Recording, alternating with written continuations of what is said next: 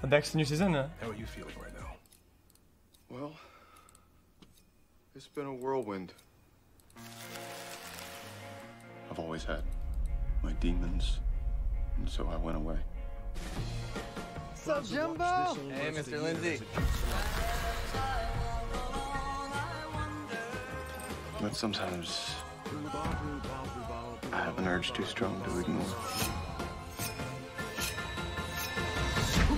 Oh, xQc there. kinda sad today, but watching I your kind of have a streams thing makes about me blood. bugoo. Every day I walk through this world, faking it. Knowing if someone knows who I am, that's it. Yeah, I watched the show twice already. 2 times, I think.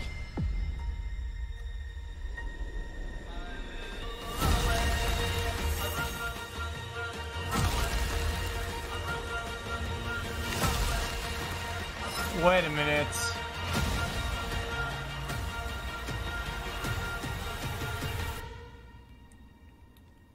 Wait a minute. This is all about It doesn't have the same feel to it, I don't think.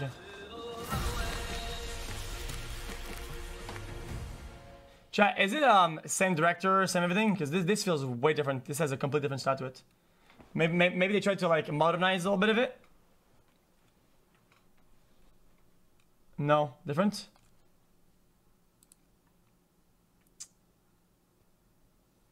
I don't know. There's just something about it. Okay, next.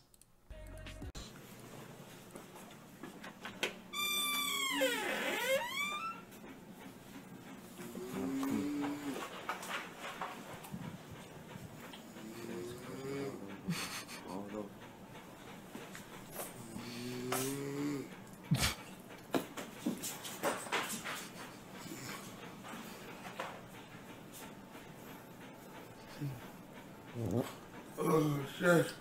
Oh.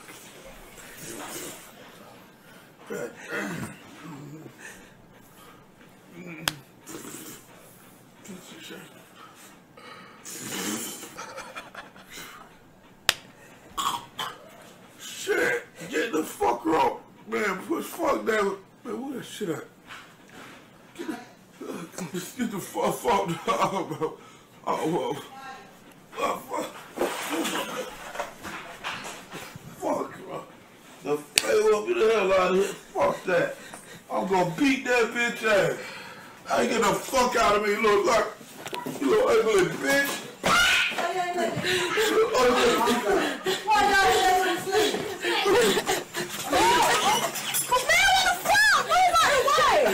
me little ragged ass, so ragged ass bitch.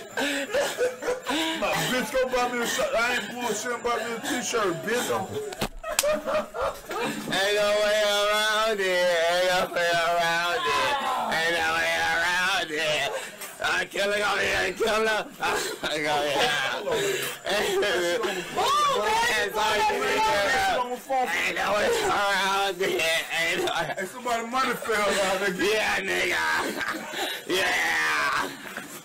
I got you. Yeah, go back to sleep, bitch. I got you. That bitch said, the bitch said, hey, fuck that, get that shit.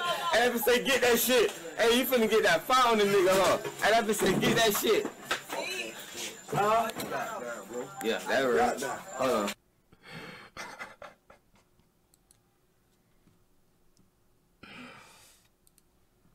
Okay. Thanks, man. Better put a little season on. In 2012, the United States assembled one of the greatest basketball teams of all time. Kobe Bryant, LeBron James, Kevin Durant, along with many other NBA superstars. This team was pretty much a cheat code, beating every team by a lot.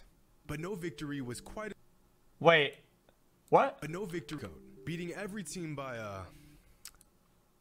What is that? Great Britain? Wait, what is this? It's Tunisia. a lot. But no victory was quite as lopsided as their game against Nigeria, when Team USA scored 153 points and beat Team Nigeria by 83. 83 points. The largest margin of victory in the history of Olympic basketball. And I bring up this monumental defeat because just last week, USA's Olympic basketball team played Nigeria again. And they lost. What? The United States Olympic basketball team lost to Nigeria. This is a massive turn of events. United States basketball has only lost 5 games in 85 years. Their all-time record is 138-5. 3 of those losses occurring during the infamous 2004 Olympic run. So it would be an understatement to say that this does not happen often. The US brought the league's brightest stars to the Olympics, and although this was just an exhibition game, the NBA's best players couldn't weather the storm that Nigeria threw at them.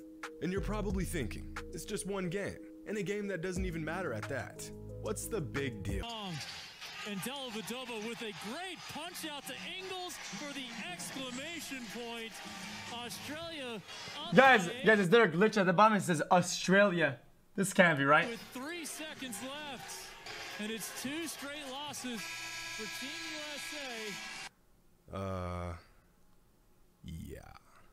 Coming right off their loss against Nigeria, the US lost again to Australia. This time, 91-83. Guys, this is not a fluke. Something big is going on here. That's 2 straight losses for Team USA basketball. And they lost twice as well. Last week, the US Olympic team had only lost 5 games ever. In 2012, the US walked Australia in the Olympics. This is really interesting, actually. And now, this. So, what's going on here? Wait, they lost to this guy. Well, there has been a shift of power in international basketball that has been taking place over the past decade, and we are seeing this shift on full display. For years, the United States was virtually untouchable. Joe is good. Games almost looking like Joe Ingles the GOAT. Blowouts within the first quarter. But over the last 10 years or so, international basketball has gotten exponentially better, and in many cases, completely caught up to the level of basketball we see in the NBA. I mean, just look at this. These clips are from the 1992 Olympics, where the US literally looked like an NBA team playing against a junior. Chat, this is my opinion. I know nothing about the sport, but I think why this is good, I think this will cut through like complacency and like nepotism and shit. Your varsity team with a losing record. These games were more of a formality than anything else. Increase the level of competition, of course. Was taking home the gold before the games even began. Well, the point is to build the best team. And I think sometimes people don't build the best team. Compare that to today's USA team, and not only did Nigeria and Australia outplay the US altogether, they shot better, they rebounded better, they controlled the pace of the game better, they moved the ball better, and I think part of this is because the US team simply underestimated these international teams. Coming out slow, assuming the win would just take care of itself. Of course, this was not the case. But even when the US team came off of their historic loss last week, nothing changed between then and their loss against Australia. Okay, maybe wrong choice of words then. Did in these games was a testament to the program they've built for their young talent and how they continue to develop this talent to an NBA standard. And this has taken years to accomplish. In 2012, Nigeria lost to the US by 83. In 2016, they lost to the US by 44. And last week, they beat the US by 3. Not a huge sample size, but certainly a trend is taking place here. And this same trend can be seen throughout the rest of the international basketball world. On Saturday, the U19 FIBA World Cup Finals came down to the United States versus France. And in a game that went down to the final possession, the United States just barely squeaked out a win. The best player on the court was not one of the top 15 recruits the US has to offer. It was a 7'3" demigod from France. The US has spent the last 4 decades with a clear and dominant edge over the rest of the basketball world. But every single year, that edge becomes smaller and smaller. Let's take a look at the best players in the NBA in the 1980s. 1. Only one of the top 20 players of that decade was foreign-born or was of foreign nationality. In the 1990s, the number of top NBA players with foreign nationality jumped to just 2. In the 2000s, that number had a slight jump to 4. How do they quantify this though? In the 2021 season, out of the consensus top 20 NBA players, 6 are of foreign nationality. But here's what's even crazier. Out of the top 25 NBA players under the age of 27, 10 of them are foreign-born or of foreign nationality. I know you guys are going to hate me for this chat because I just feel like stats most of the time are misrepresenting a lot of things, and I feel like things are extremely complicated and they can't be really oversimplified by statistics. That's just what I think. 10. Just a decade ago, this number was maybe 1 or 2. The last 3 MVP awards went to foreign-born players. They help, Luka Doncic, but a lot of thing makes a team or a player successful, right?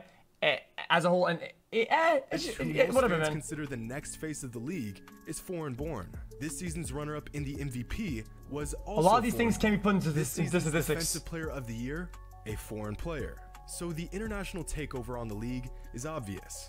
But if I had to explain why this is happening and happening at such a rapid rate, I would say that first and foremost, the NBA is a league of situations. It's the There's always going to be intangibles superstars that who make a stand out player no matter successful. what. But for most players, their success is heavily dependent on the situation they're in and how well they fit. Take Manu Ginobili, an international legend who led Argentina to an Olympic gold medal in 2004, beating the US in the process. In the NBA, he was an incredible player, but he was never the leader of his team. He had a role, and he played that role. But during international tournaments, his role changed drastically, and he was more than capable of being the leader of a gold medal team. Even role players like Patty Mills, Rudy Fernandez, and Luis Scola really shined when they were put in a situation that better suited I'm not their guys, I'm not gonna watch the whole thing. Second, and this is more to do with why the US lost to these other countries, and I know this is a hot take, but it's just flat out harder to score in international play than it is in the NBA. Defenses are tighter, guys are playing for their country, so they take pride in every single possession. The game is less about the individual and more about the team, so there's very little ISO action when players can have the entire possession. This makes a lot of sense. Every single game is very similar to the intensity of a playoff basketball game, and a lot of these international guys are older and extremely experienced in this environment, whereas the United States is loaded with young talent that has a relatively low experience in these high intense games. Defense is basically shot in modern US basketball. So most of the time, the goal is to basically hope your shots are falling faster than your opponents. But when your opponents are scrappy, skilled, hungry veterans who will give 10,000% on both ends, that bucket Okay, yeah, guys, I'm not watching the whole thing. first This is mentality interesting though. goes right out the window. Luka Doncic actually spoke about this when he first came to the NBA, saying that he has a much easier time scoring in the NBA than he did in the EuroLeague. And last and most importantly, the gap between the United States and the rest of the world in basketball comes down to opportunity. Guys, Andrew, you guys, I get the point. I get the point, guys. I was only watching the Olympics because I'm watching the variety of sports, okay? I'm learning about the world, okay? Let me learn, okay? I learned about swimming. I learned about jumping, okay? I'm learning about different types of sports, and I'm enjoying it, okay? Stop getting mad at me, okay? Team sports are incredibly complicated, okay? I think people try to always oversimplify everything because they're a bunch of bitches. Even if it's just for the day. Joy, your stay. Outside the sun is shining.